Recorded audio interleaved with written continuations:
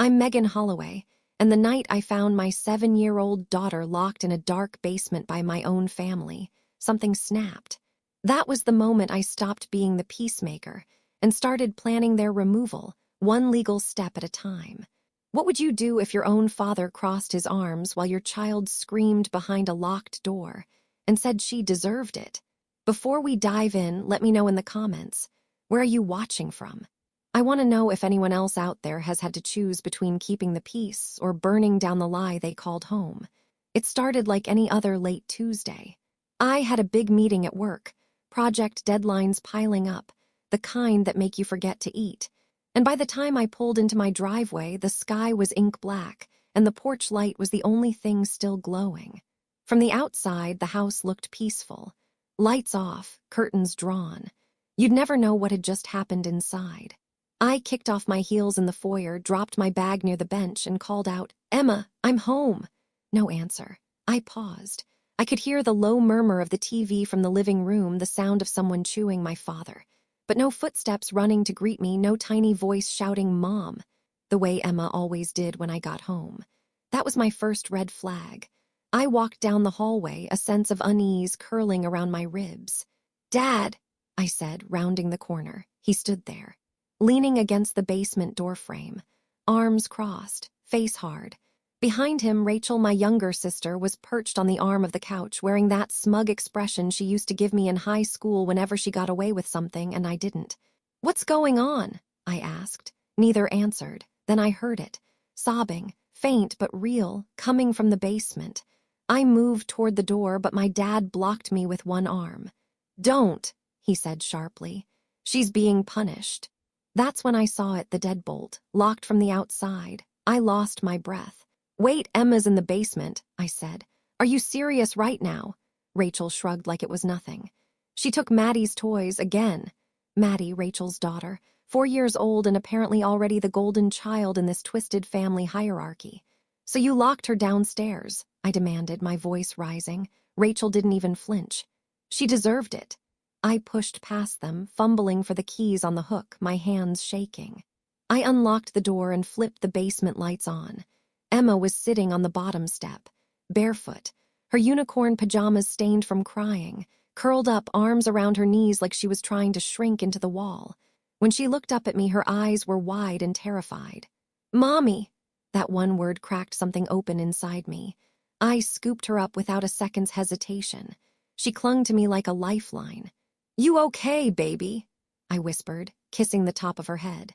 Her little body was trembling. Rachel's voice floated down the stairs, casual, like we were discussing dinner plans. "Well, maybe next time she'll think before stealing." I turned on my heel and came back up, Emma in my arms. "What is wrong with you?" I snapped.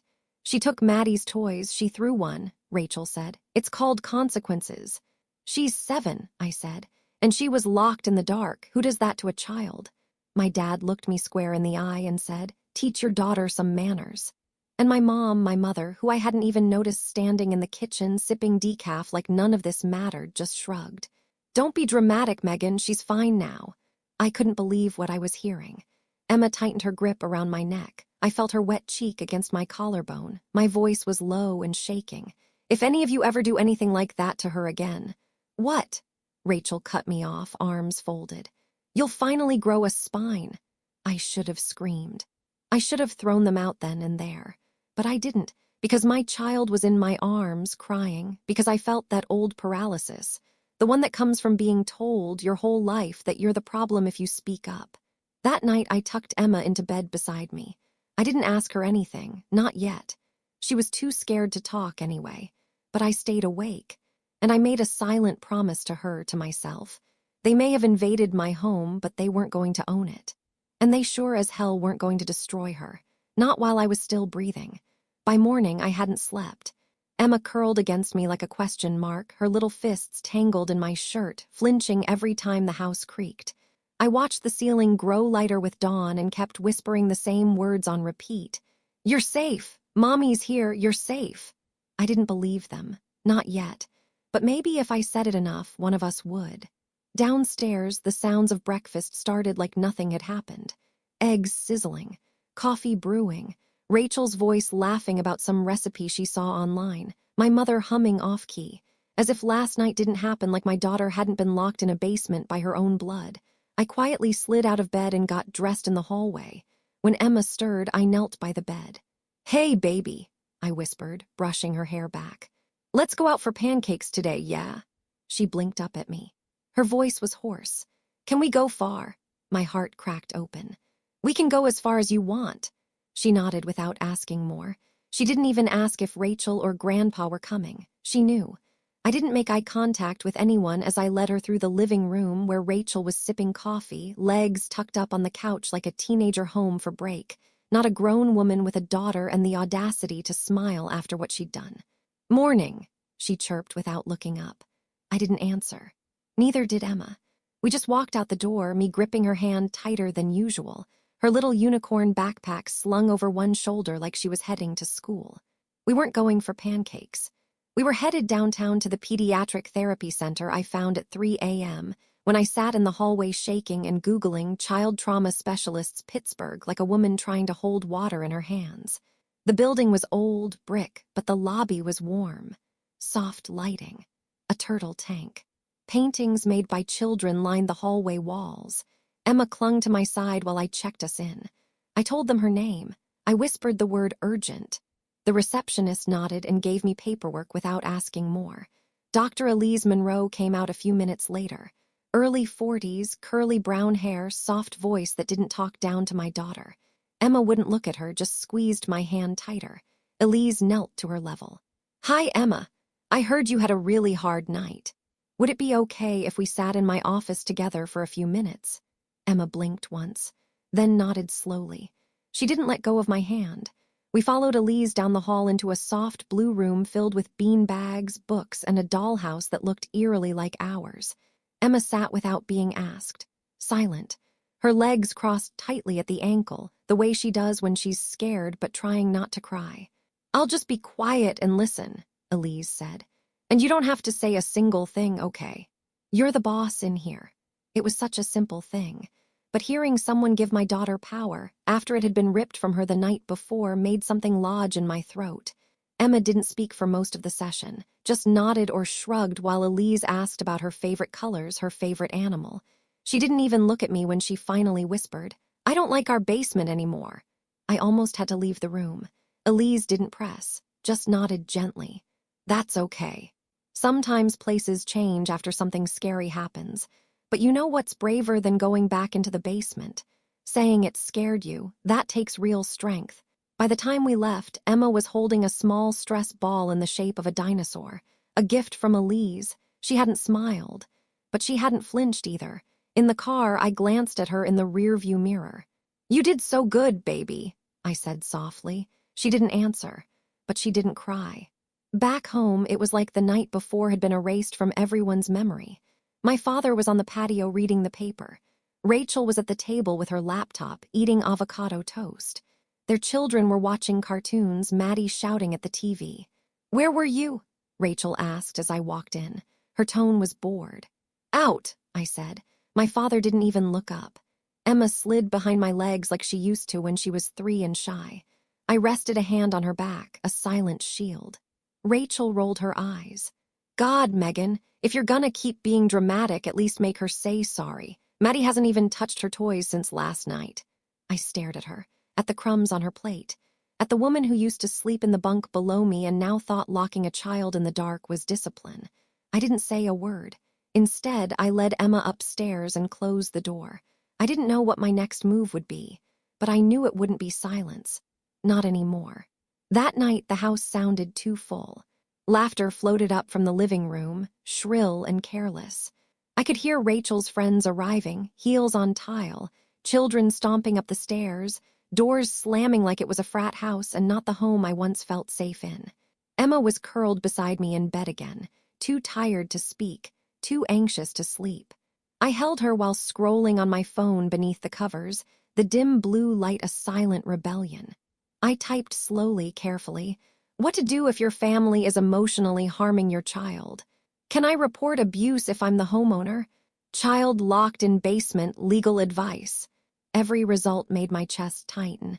mandatory reporters, protective services, police involvement. Half of me screamed, "Don't escalate." The other half whispered, "You already waited too long."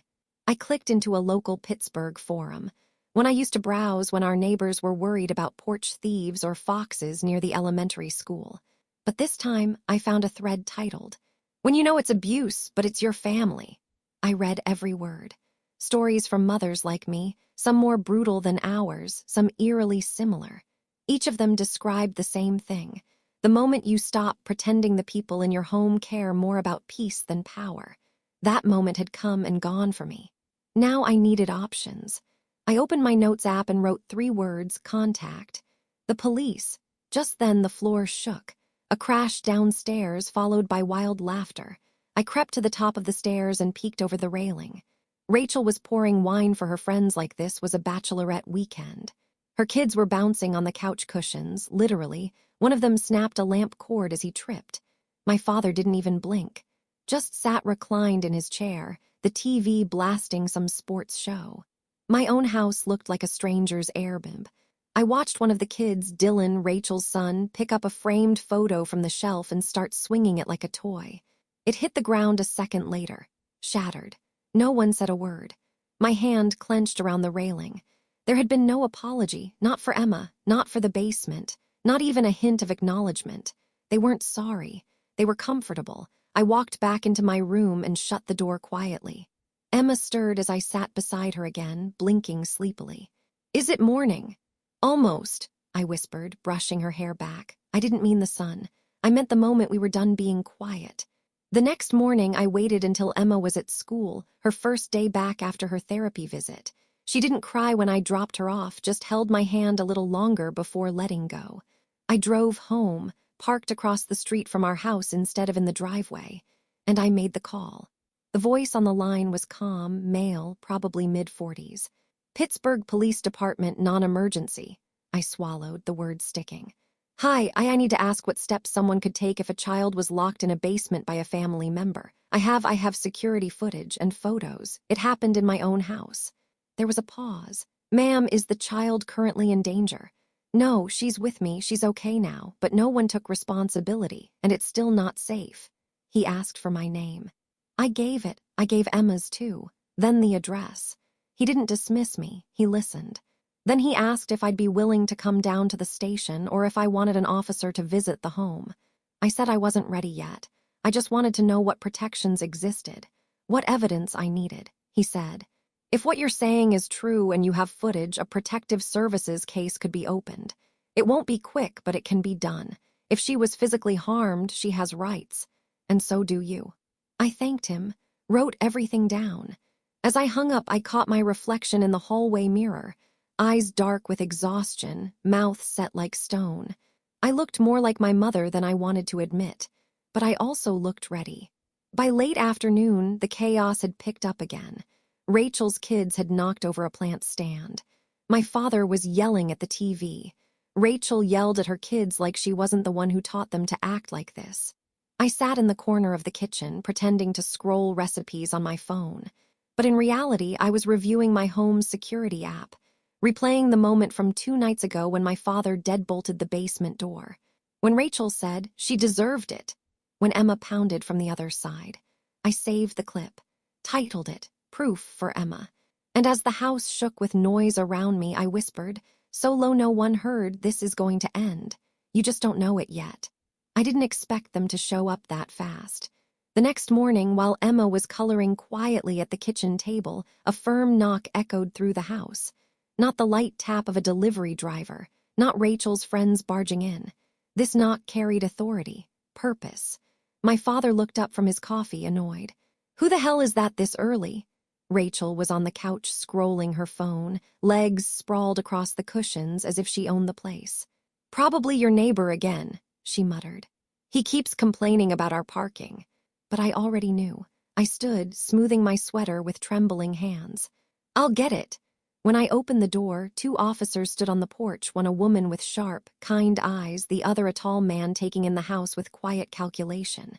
Behind them was a third person, a woman in a tan jacket holding a clipboard, Child Protective Services. For the first time in weeks, air filled my lungs all the way. "Mrs. Holloway?" the female officer asked. "Yes," I said. "Come in." Inside, everything shifted in an instant. My father's irritation evaporated, replaced by a stiff, wary posture. Rachel sat up straight so fast she knocked her phone to the floor. My mother stepped out from the hallway, her practiced smile ready, but her eyes darted nervously between the badges and my face. "Good morning," the CPS worker said. "We're following up on a report." I didn't look at anyone else. Only Emma, my little girl, who was now standing beside her chair, gripping her coloring pencil the way someone else might grip a shield. The officer gestured gently. "Can we talk somewhere private?" "Yes," I said. "We can use the living room." When we stepped in, the male officer nodded to me.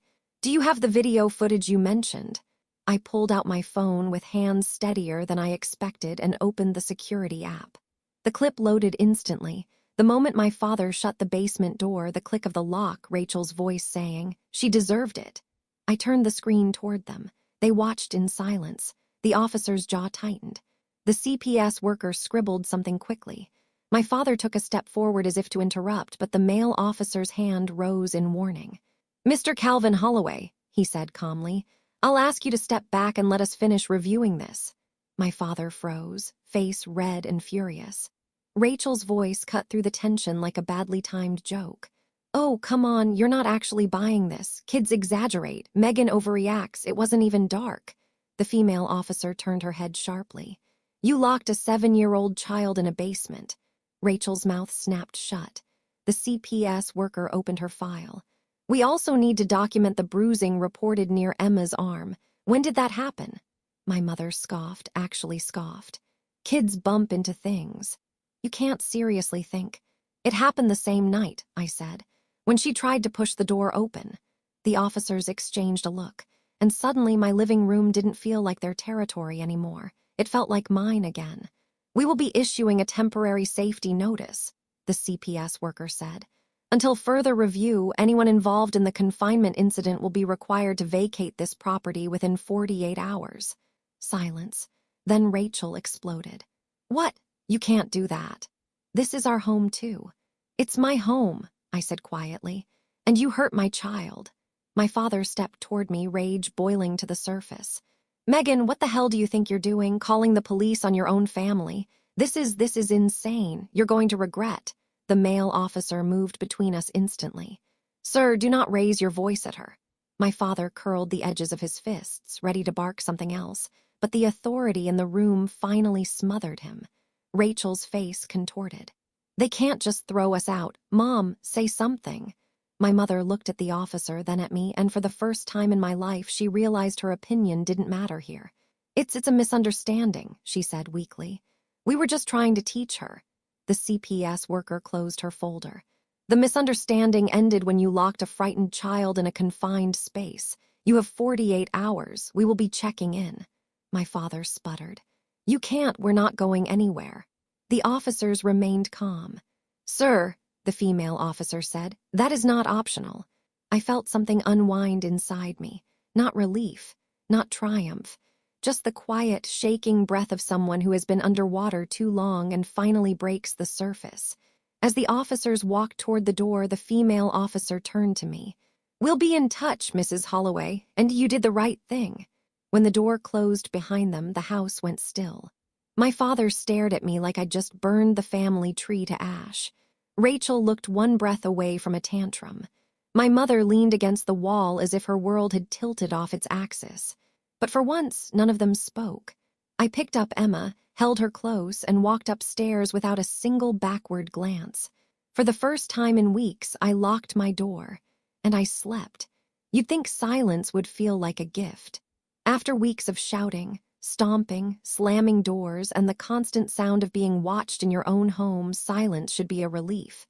But when the last bag was packed, when the door finally shut behind my parents and Rachel and her little chaos army, there was no celebration, no deep exhale, just an eerie stillness that hung in the air like dust. Emma stood in the hallway, clinging to her stuffed penguin, staring at the closed door. "Are they really gone?" she whispered. I knelt beside her, brushing her hair back. "They're gone, sweetie, just us now." She nodded slowly, but her little shoulders didn't drop, her eyes didn't brighten.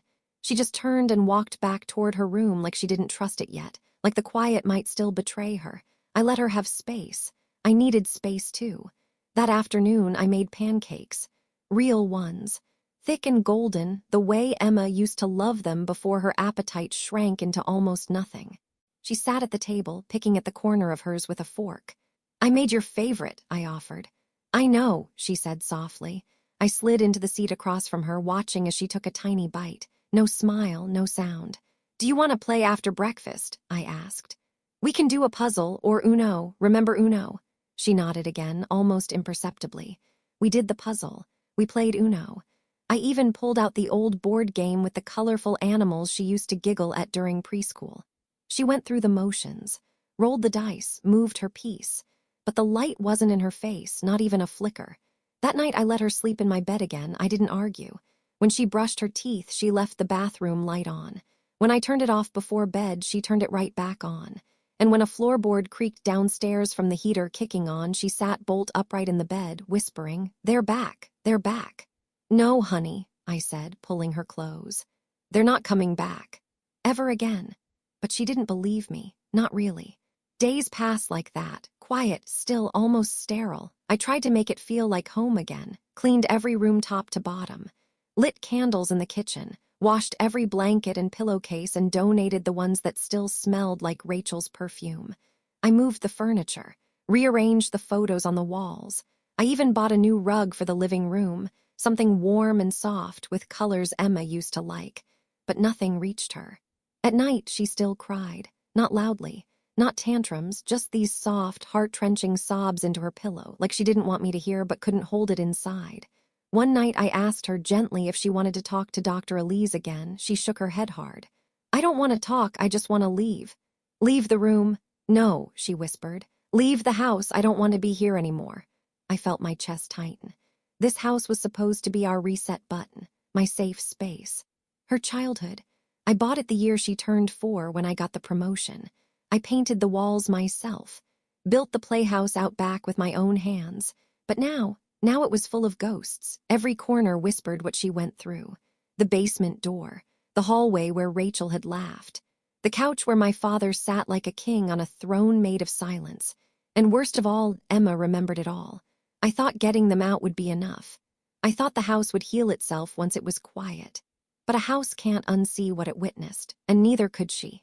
I stood in the kitchen one morning pouring coffee, staring out the window at the yard.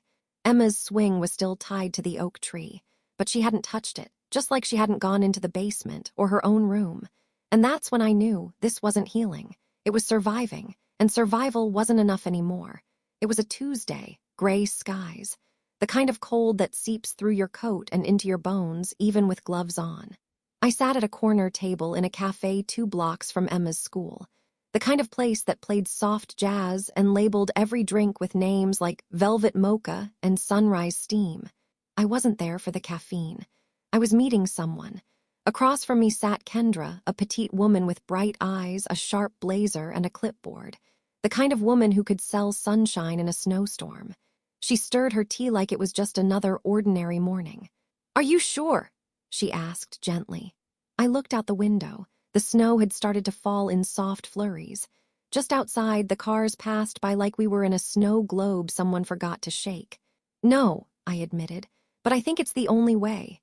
Kendra nodded. "We don't have to rush. We can do a soft listing first. Quiet interest, no for sale sign unless you want it." "I don't," I said quickly. "No signs, not yet." I wasn't worried about strangers. I was worried about my family. They still knew this address.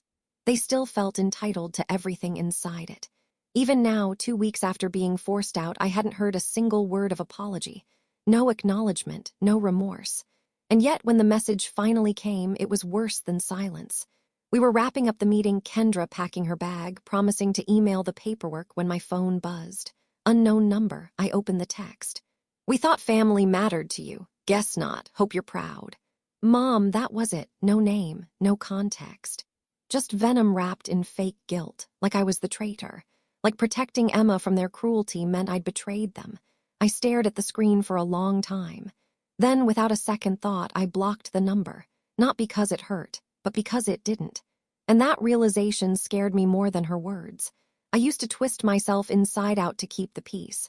I used to believe that if I just explained things clearly enough, rationally enough, they'd hear me. But I'd spoken, and they didn't listen. They punished. Now I was done. Later that evening, Emma and I sat on the floor of the living room, surrounded by moving boxes. She didn't ask why we had them. She just watched me fold another blanket and slide it inside. "Are we moving?" she asked quietly. I paused, looked her in the eyes. "Yes," I said, "if that's okay with you." She looked around the room, the bookshelf she never touched anymore, the windows she kept closed, the floor she refused to sit on unless I put a blanket down first. Then she nodded. "Okay." And that was it, no fear, no fight, just quiet agreement, like she already knew we couldn't breathe here anymore. That night I opened the hallway closet and found something I hadn't seen in months, Emma's old slippers, the fuzzy ones with the cat ears. I held them for a second and realized they still smelled like lavender detergent. Back when things were soft. Back when bedtime meant stories, not fear. I folded them gently into a box labeled Keep. Then I picked up the Sharpie and wrote a second word beneath it. Start! Because that's what we were doing now. Not escaping, not hiding, starting. And for the first time since this all began, I felt like I was making a decision that didn't come from survival. It came from hope. I wasn't trying to snoop. I was just packing.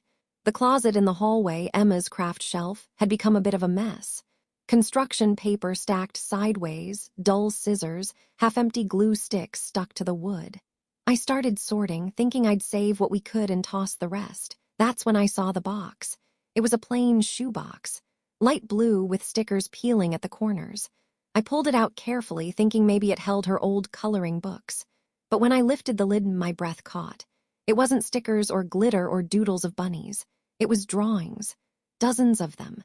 All in shades of gray, charcoal, dark crayon strokes, heavy for a child's hand. At first, I didn't understand. I sifted through slowly, page after page. Basement stairs. A little girl, small and hunched, with scribbles above her head. Storm clouds. Words scrawled along the edges in shaky letters. Bad. Alone. Locked. One drawing showed a stick figure behind a door, crying, while another figure stood outside with angry eyebrows. In another, the whole page was filled with swirls, tight, choking spirals in pencil.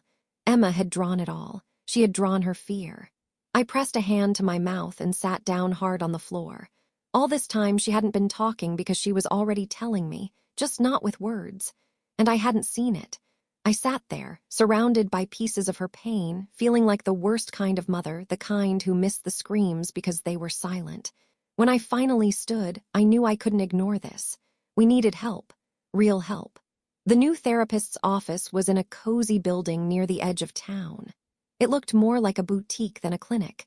Big windows, plants in every corner, and shelves lined with toys and art supplies. Her name was Dr. Lillian Marks. Mid-50s, soft gray curls, kind hands. She specialized in art therapy for trauma-affected children. "I'm not going to ask her to explain anything," she told me during the intake call. "She'll show me what she needs to." That's what convinced me. When we arrived, Emma clung to my side, but her eyes scanned the room. Markers, paint, paper, she noticed everything. Dr. Marks knelt down with a smile. "You don't have to talk today, sweetheart. Want to pick a color?" Emma didn't answer, but she reached for the deep blue crayon. They sat together for almost 40 minutes. Emma didn't speak, she drew. When we left, she held my hand a little tighter. In the car, I didn't ask what she'd made. I waited. And then, halfway home, her voice cracked through the silence. "Mom." "Yes, baby. I don't want to live here anymore." I glanced at her in the mirror. Her eyes weren't panicked. They were calm, clear. I swallowed hard. "I know, that's why we're leaving, you and me, remember?" She nodded. I kept driving. The moment passed quietly, but it shifted something in me, because she hadn't said, "I want to go." She hadn't said, "I'm scared." She'd said it like a decision. And that meant, somewhere inside her, Emma was reclaiming herself. That night, while she slept beside me on the mattress we dragged into the guest room, I took the drawings back out.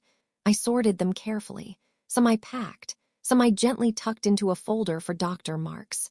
And the one with the gray staircase and the storm above her head, I didn't pack at all. I pinned it to the fridge with a magnet, not as a wound, but as a reminder that we saw it, that we lived it, and that we were walking away from it together. We were 4 days from closing. The papers had been signed. The buyers, an older couple moving in from Vermont, were finalizing inspections. Kendra was upbeat. "We're almost there," she said over the phone. "Can you believe it?" And for the first time, yes, I could. I had started imagining a life beyond this address. I'd even pinned a tiny map of Asheville on the bulletin board above the kitchen counter, circled in red. A clean break, a blue sky place for Emma. I let myself believe in it, which is exactly when they came back. It was a Saturday morning. Emma was out with her art therapist for a special session involving clay and watercolors, something Dr. Mark said could help her process touch and control. I had the house to myself. I was packing books in the hallway when I heard it, the rumble of a moving truck. I frowned, walked to the window, and froze.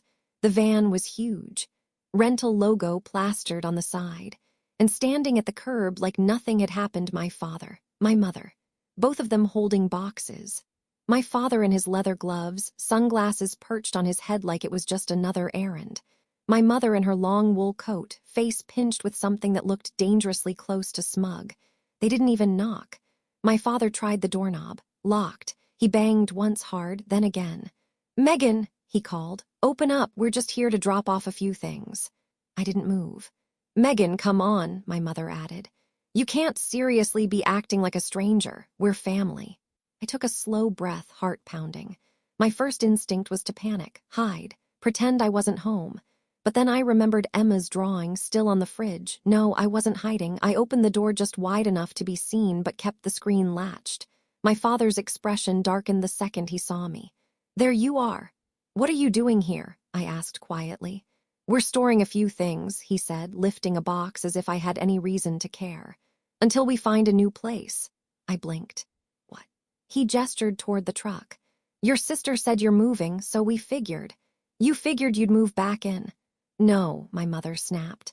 "We just need to store a few boxes, and we thought, well, it would be decent of you to talk this out, like a family." "Like a family," I repeated. I felt it rise, rage, exhaustion, disbelief. But I kept my voice low, controlled. "You locked my daughter in a basement, then watched me walk into a house where she was screaming in the dark. And not once did you apologize, and now you think I owe you storage space." My father stepped closer to the screen. "Don't get dramatic, Megan." "Back up," I said, "now." He didn't move. My mother let out a sharp sigh. "We made a mistake, but you've always been so sensitive. You make everything bigger than it is." Behind them, the van door rolled open. And that's when I saw her, Rachel, holding a plastic bin, her kids climbing out of the car like it was a picnic. "Oh," I said loud now. "Absolutely not. You need to leave." Rachel scowled. "We just need a place to talk, Megan, a neutral space." "This is not a neutral space," I said, my voice trembling now. "This is my home, and none of you are welcome here." My father's voice dropped to something cold. "You ungrateful brat." I didn't flinch. Inside, something steadied.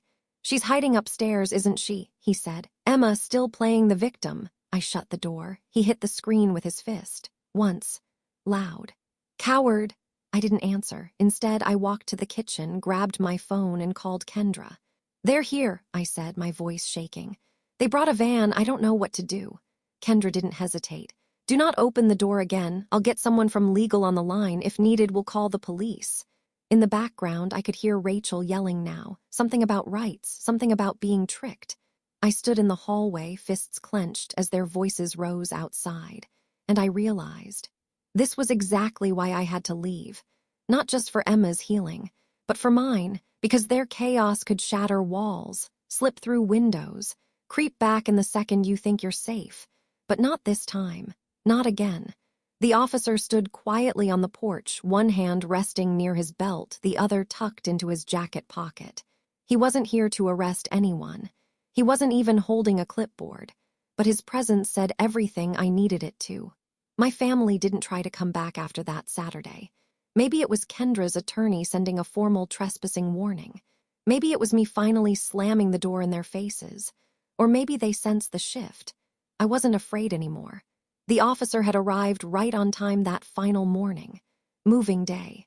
The buyers were set to take possession by 4 p.m., and I wasn't taking any chances. Not with Emma in the house. Not with the memory of my father's fist on the screen door still echoing in my ribs. He introduced himself as Officer Reed. Calm, unassuming, but steady in a way that made my shoulders drop an inch. "You expecting any trouble?" he asked as I handed him a copy of the property papers. I didn't lie. "Possibly, but they usually get loud, not physical." He gave me a small nod. "Loud's my specialty." I almost smiled. The movers were quick, clean, quiet, professional, boxes into the truck in less than 2 hours. They even complimented how well I labeled everything.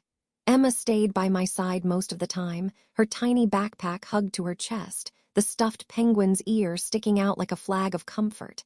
"Where are we going again?" she asked while we watched them roll up the living room rug. "Asheville," I said, "where the mountains are, and there's a school with art every day." She didn't answer, just leaned her head against my side. We did one final sweep of the house once the movers finished. Each room echoed a little more than I remembered. Even the air felt thinner, like the walls were finally exhaling, too. The only thing I left behind was Emma's drawing on the fridge. I pinned a note next to it. "To the new family, may your memories here be kind." And then we locked the door for the last time. The drive to North Carolina took most of the day. We stopped for snacks, took the scenic route once we crossed the border. The trees were already beginning to hint at spring, buds on branches, soft sunlight bleeding through clouds. Emma stared out the window, quiet but calm. When we pulled up to the cottage, she finally smiled. It was small. 2 bedrooms, white shutters, a little garden out front that the landlord said we could plant in if we wanted. The porch had a swing. "It looks like a storybook," Emma whispered. I squeezed her hand. "Let's write a new one." The first night in Asheville, she fell asleep in her own bed. No protest, no nightlight. I sat in the hallway just to be sure, but she didn't stir. And when I finally slipped into bed myself, I realized something strange. I wasn't bracing for anything. No tension in my shoulders, no waiting for footsteps down the hall, no rehearsing comebacks in my head, just quiet. The good kind this time. Within a week, Emma started school. She brought home a drawing on day 2, a bright mountain under a rainbow. No gray, no stairs, no storm clouds. She showed it to me with a shy smile. "This one's happy." I hung it on the fridge with the same magnet from Pittsburgh. The house filled slowly, with color, with warmth, with sunlight through open windows. I started my new job that Monday. Remote tech support, flexible hours, no rush hour traffic, no coming home to slammed doors and shattered silence. Just Emma, and the mountains outside, and a future that finally felt wide open. I didn't recognize the handwriting on the envelope at first. The mailbox in Asheville was one of those little vintage metal boxes screwed beside the front door. Painted blue, slightly crooked, charming in a way that made me feel like this house had stories of its own. Every morning, I'd open it with a kind of cautious optimism, expecting bills, junk, maybe the occasional catalog. But that morning, tucked between a gardening flyer and Emma's school welcome packet, was a plain envelope. No return address, just my name, Megan Holloway. Written in tight, pressed letters I hadn't seen in months. The second I touched the paper, I knew. My father's handwriting always looked like it had something to prove. I stood there on the porch, fingers cold, heart starting to thud in my chest. I thought of Emma just inside, watching cartoons in her pajamas with crumbs from cinnamon toast still on her chin. I opened the envelope carefully. There were only 3 lines. "We know where you are. This doesn't have to stay ugly. Let's talk like a family." No signature, just the pressure of the words pressed deep into the paper like they'd been carved, not written. I didn't go inside right away. Instead, I walked around to the back porch where the mountain air was still cool and quiet and sat on the wooden steps. I read the letter again. It wasn't a threat, not directly, but it wasn't an invitation either. It was a warning dressed up in nostalgia, and it told me 2 very clear things. They found me. They weren't done. Dan was in his driveway when I walked over, still holding the envelope like it might bite. He was repairing a window screen, squinting into the sunlight. Dan had been the first person to say welcome when we moved in, brought over wildflower honey from his own backyard bees, showed Emma how to spot bear tracks in the mud. He was also the only adult I'd spoken to in a way that felt easy, like I didn't have to scan every word for traps. "Hey," I said. My voice sounded strange. Do you have a minute? He looked up immediately. Sure, everything okay? I handed him the letter. His eyes moved across the page once, then again. He didn't speak right away, which made me like him more. This your dad? He finally asked. I nodded. He exhaled slowly, folding the letter in half and handing it back. You want my honest opinion? Please. Get a lawyer, file a no-contact order, even if it's just a formality. It sets the tone. I looked down at the creased envelope in my hand. I've been trying to avoid dragging this out. Dan leaned against the truck. They already dragged it, you're just trying not to trip.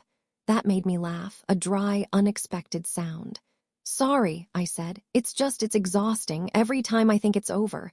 They pull you back in, he finished. Yeah, that's how people like that work. They don't see a boundary, they see a challenge. I stared out toward the woods beyond the houses, bare trees, fresh wind, a hawk circling overhead. I moved across state lines, I whispered, and he still made it to my mailbox. Dan didn't try to tell me it would be okay. He didn't give me a speech. He just said, so, what are you going to do? I looked at the letter one more time, then I said, I'm going to write him back. Dan raised an eyebrow. Yeah, I said, just once, and then I'm drawing a line he doesn't get to cross. That night, after Emma was asleep, I sat at the kitchen table. I pulled out a blank card from a pack I'd bought for thank you notes but never used, and I wrote, if you ever contact me or my daughter again, I will make sure it's the last thing you regret. I didn't sign it with love, or even my name, just sealed it, addressed it back to the house in Pittsburgh, and mailed it the next morning.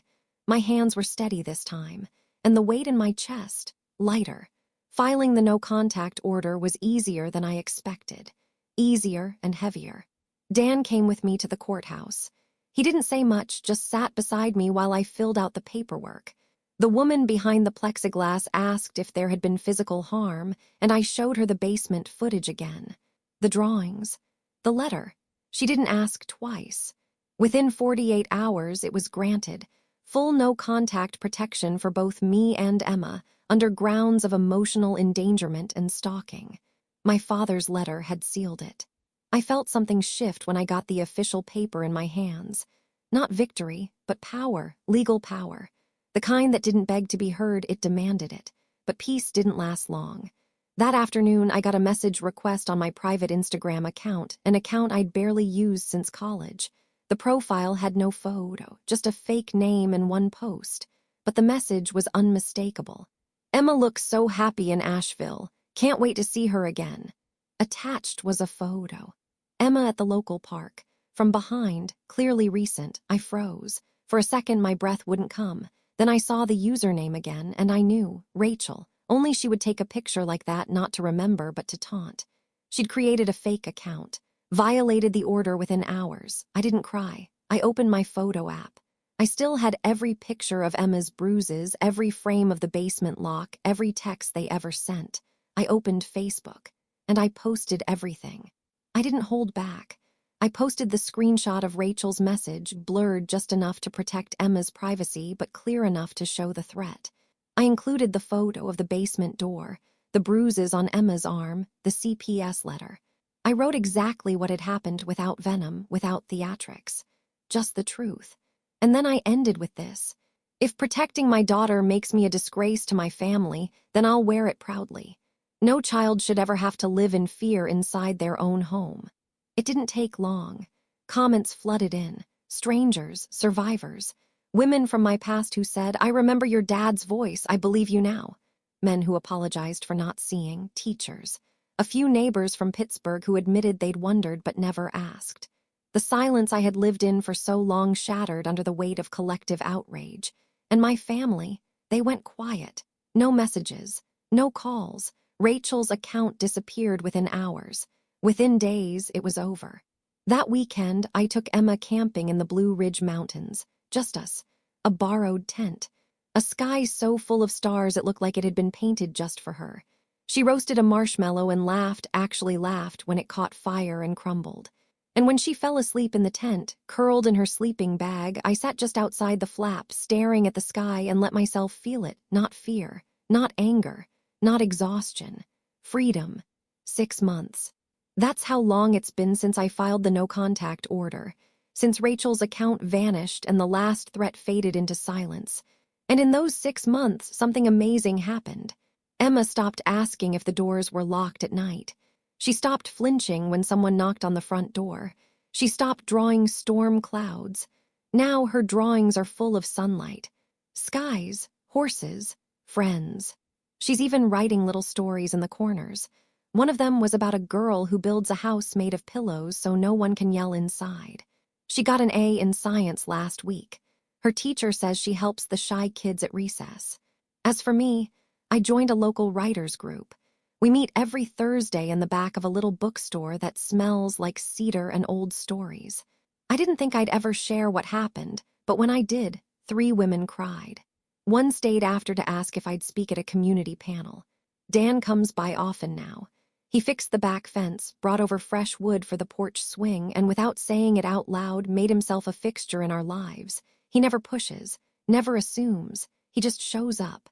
Some mornings he leaves wildflowers on the stoop. No note. And I let them stay there just long enough for Emma to smile and say, "Dan's flowers again."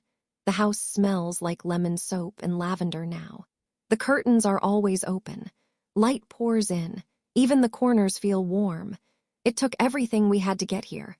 But now, when I look at Emma, I see it in her face, the thing I never thought we'd find again. Peace. Emma is 17 now, and this morning she asked me to help her with her college applications. She wants to study child psychology, says she wants to understand why people hurt and how to help them heal. She said it so casually, over coffee and eggs, like she didn't realize how profound it was coming from her. But I knew. She doesn't remember everything that happened. Not exactly. Not like I do, but she remembers enough. And still she's soft. She's brave. She listens when other kids talk about home like it's a place they run from. She listens and she doesn't flinch. This fall, I was invited to speak at a trauma and recovery event in Asheville. I almost said no, but Emma encouraged me. She even helped me pick out my shoes. I stood on stage in front of 50 strangers and told them everything. Not with anger, not with shame, with pride. Pride that I broke the cycle, that I walked away, that I chose peace over legacy, safety over silence. I ended my talk with the only truth that matters. The family you're born into isn't always the one that protects you, but you can build a better one. When I looked out into the crowd, Emma was standing in the back. Her eyes weren't wet, but they were shining. And that, more than anything, told me we made it, not just out, but forward.